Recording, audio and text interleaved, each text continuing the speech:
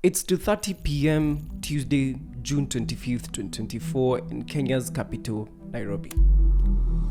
Inside Parliament, the MPs are in session. A beautiful young lady in Washington demonstrating outside the Kenyan embassy. I'm standing on point of order. Yes. Honorable Speaker, that had been sneaked into this bill.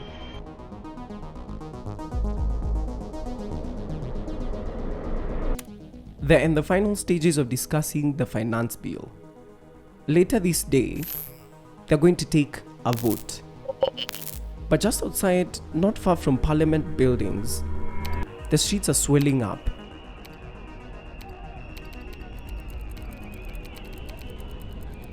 See, for weeks, young people have been making plans and organizing themselves online. But this time, it's not just tweets and online rage. They've come out in their thousands in Nairobi, Kisumu, Eldoret, Nyeri, Mombasa, because they feel like this finance bill is the last straw. And as Parliament starts to vote, the mood outside is shifting. Hope is turning into tension, then into fear. Inside, MPs are passing the bill. A total of 204 MPs vote yes for the bill, while 115 oppose it. Outside, the scene is ugly.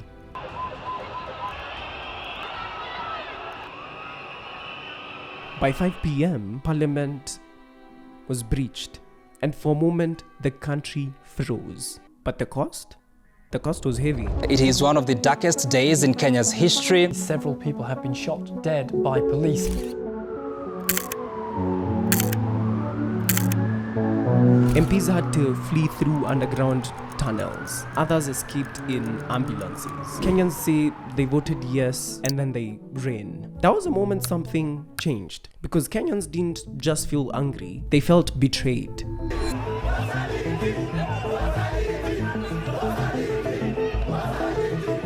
And in that betrayal, a question was born. Can we recall our MPs?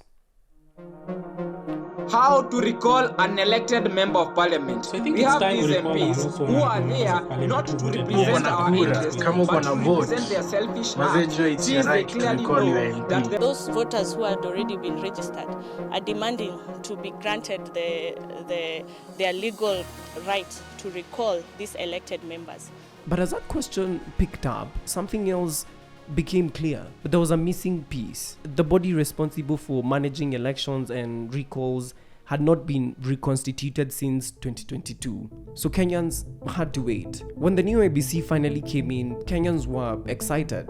But what people did not realize is that the real obstacle wasn't just the IEBC. The recall process itself, the legal route, was not as simple as they thought. What I'm only saying is if you want to go that route, it's not a walk in the park. And in these 3 documents, I came to find out why. See, my journey started with the Constitution. I wanted to understand what the law actually says about recalling your MP. That then took me to the Elections Act of 2011. And this is where things started to fall apart. But it was this High Court ruling in July 2017 that tied all this together. And I want to take you on that journey.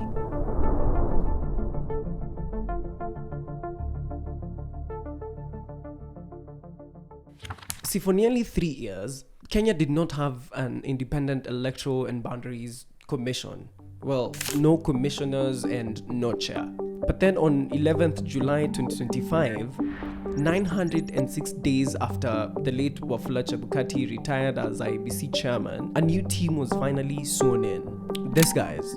My first and foremost loyalty is to the people of Kenya, and therefore I wish to assure Kenyans that their voices will not only be heard, but they will also count. The sentiment from many citizens was that the first order of business wasn't even the next election or conducting the long overdue by-elections or even the time-barred boundaries delimitation. It was recalling political leaders. See, days after taking office, the new IEBC chairperson Erastus Ithacon in a press briefing told the media that they had received 4 petitions to recall elected leaders. We currently have roughly 4. We will look at them once we go back to the office. We will be there to do that which we can or which the law allows us. We will receive those petitions. We will examine them, and then we will, of course, respond to them. For Kenyans, I mean, it's working. The people are finally exercising their constitutional right. But then on 29th July, something changed. The ABC releases a statement and it stops everyone in their tracks. Now, efforts by voters to recall underperforming members of parliament may not be realized before the next general election in 2027. The Independent Electoral and Boundaries Commission, IBC, says there is currently no legal framework or procedure in place to facilitate such a move. Wait, so we mean that the constitution allows it, the IBC has the petitions, but they can't do anything about it? Yeah, I know that's pretty confusing. So let me show you why it's happening, what it means, and what you can expect moving forward. See, the right to recall an MP actually exists in the Constitution. It's right here under Article 104. It says the electorate under Articles 97 and 98 have the right to recall the members of parliament representing their constituency before the end of term of the relevant House of Parliament. So that means the right does exist. It's there. But then it continues, and this is where things start to change. Parliament shall enact legislation to provide for the grounds on which a member may be recalled and the procedure to be followed. You see, that one statement right there, that changes everything. It means that yes, the constitution does give you the right, but it's not self-executing. Parliament is supposed to pass a law to show how exactly this right works. So the obvious question when I got here was, has Parliament actually done the thing they were supposed to do? They did. It's called the Elections Act of 2011. This is my second document, and this one is a mouthful, but stick with me, I'll show you why it's important. It starts with Article 45. Recalling an MP is not as simple as just collecting signatures and that's it. Your MP is home, bye-bye. First, there must be a valid reason and not just any complaint. The law only gives you 3 grounds for recall. The MP is found to have violated Chapter 6 of the Constitution. That's a chapter on leadership and integrity. They are found to have mismanaged public resources. They are convicted of an offense under the Elections Act. If you want to read further, we're going to have that in the description of this video for you. Here's a catch. None of this can be based on public opinion or media reports. You're going to need a high court judgment. Yes, a court must first confirm that the MP is guilty of one of those things. Only then can a recall process begin. So let's say you actually have that court judgment and they've been found guilty. So now what? You're going to need to file a recall petition with the IBC. Here, you're going to need serious backing.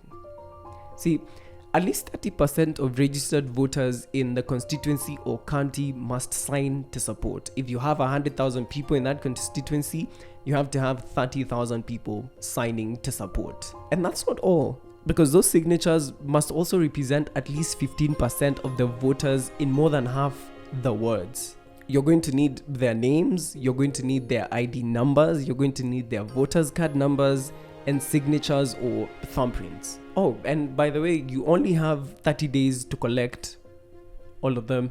Then the IBC is gonna take another 30 days to verify your list. If everything checks out, they send a notice to the Speaker of Parliament. Then within 90 days, the IBC must conduct a recall election. That election is pretty simple. It's a yes or no question. Should the MP be recalled? If yes, vote wins by simple majority. And just like that, after that very short process, the MP is removed from office. But even then, he's still allowed to run again in the by-election, which is, again, very interesting. For you to recall your member of parliament, you must be ready for a more long, tedious work, and you only have the 3rd year and the 4th year. That's why in 2017, the Katiba Institute and AFRICOG took the Attorney General to court. And this is the 3rd document that ties this entire story together. See, they argued that Parliament had intentionally made the recall process unworkable, that the law violated the spirit of the Constitution by making recall technically possible but practically impossible. A 3-judge bench, Justice George Odunga, Kanyi Kimondo, and Chacha Mwita, declared the recall provisions unconstitutional and ordered Parliament to rewrite the law to create a fair, accessible, and realistic recall mechanism. So the grounds that Parliament had made in the Elections Act of 2011 are now unconstitutional. They're pretty much null and void. That was in 2018. Has Parliament done anything since? No. Which brings us to today. See, when you ask the IEBC why they can't process a recall, they're going to tell you that there is no proper legal framework. And they're not lying. They're just waiting, like everyone else, for Parliament to do its job. So yes, the Constitution says that you can recall your MP. But how you do that legally is not there. At least not at the moment. And unless the law changes, the IEBC's hands are tied. So to answer the big question, can Kenyans really recall an MP? Legally, yes. Practically, not really. Since this law came into effect, not a single MP has ever been successfully recalled. Critics say that this was designed to ensure failure of a recall. It was just a symbolic gesture to please the public while protecting politicians. And the question I keep coming back to is, what's the practicality of asking MPs to write a law that could send them home? I mean, who writes their own firing letter? Let me know what you think in the comment section.